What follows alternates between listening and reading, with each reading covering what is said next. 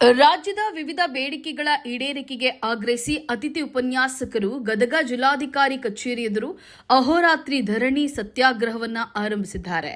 ದೀರ್ಘಕಾಲದಿಂದ ನ್ಯಾಯಯುತ ನಿಯಮಗಳು ಜಾರಿಗೆ ಬರದೆ ಸೇವಾ ಭದ್ರತೆಯ ವಿಷಯ ಸ್ಪಷ್ಟವಾಗದೇ ಇರುವುದಕ್ಕೆ ವಿರೋಧವಾಗಿ ರಾಜ್ಯದ ಹಲವು ಜಿಲ್ಲೆಗಳ ಉಪನ್ಯಾಸಕರು ಗದಗದಲ್ಲಿ ಜಮಾಯಿಸಿದ್ದಾರೆ. ಧರಣಿ ನಡುವೆಯೇ ಉದ್ವಿಗ್ನ ಪರಿಸ್ಥಿತಿ ನಿರ್ಮಾಣವಾಗಿದ್ದು, ಒಬ್ಬ ಉಪನ್ಯಾಸಕರು ಆಕ್ರೋಶದಿಂದ ಮೈಮೇಲೆ ಪೆಟ್ರೋಲ್ ಅನ್ನು ಸುರಿದುಕೊಂಡು ಆತ್ಮಹತ್ಯೆಗೆ ಯತ್ನಿಸಿದ್ರು.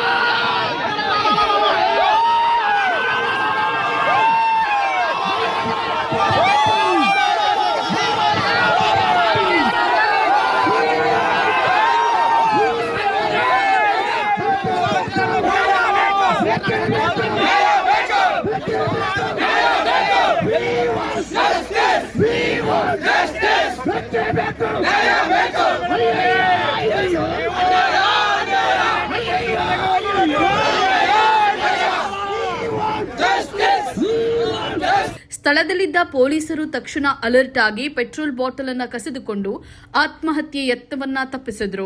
ಇನ್ನೊಂದು ಘಟನೆಯಲ್ಲಿ ಪ್ರತಿಭಟನೆಯಲ್ಲಿ ಭಾಗವಹಿಸಿದ ಒಬ್ಬ ಮಹಿಳಾ ಉಪನ್ಯಾಸಕಿ ಚಾಕು ಪ್ರದರ್ಶಿಸಿ ಆಕ್ರೋಶವನ್ನ ವ್ಯಕ್ತಪಡಿಸಿದ್ರು. ಈ ಘಟನೆಗಳಿಂದ ಸ್ಥಳದಲ್ಲಿ ಒಮ್ಮೆ ಉದ್ವಿಗ್ನತೆ ಹೆಚ್ಚಿದಾಗ ಪೊಲೀಸರು ಪರಿಸ್ಥಿತಿಯನ್ನ ನಿಯಂತ್ರಿಸಿದ್ರು.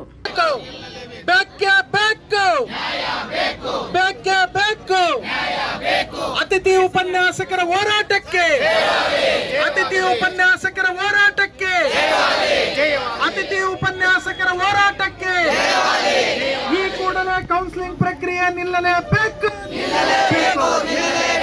ಈ ಕೂಡಲೇ ಕೌನ್ಸಿಲಿಂಗ್ ಪ್ರಕ್ರಿಯೆ ನಿಲ್ಲಲೇಬೇಕು. ಬೆಂಗಳೂರಿನಲ್ಲಿ ನಡೆಯುತ್ತಿರುವಂತಹ ಅತಿಥಿ ಉಪನ್ಯಾಸಕರ ಕೌನ್ಸೆಲಿಂಗ್ ತಕ್ಷಣ ಸ್ಥಗಿತಗೊಳಿಸಬೇಕು ಅಂತ ಹೇಳಿ ಪ್ರತಿಭಟನಾಕಾರರು ಒತ್ತಾಯ ವ್ಯಕ್ತಪಡಿಸುತ್ತಿದ್ದಾರೆ. ಅವೈಜ್ಞಾನಿಕ ಹಾಗೂ ಅನ್ಯಾಯಕರ ನಿಯಮಗಳು ಜಾರಿಯಲ್ಲಿವೆ.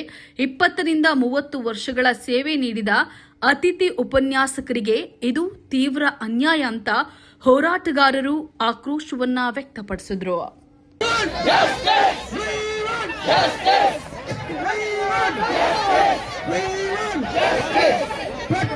ಕೌನ್ಸಿಲಿಂಗ್ ಪ್ರಕ್ರಿಯೆ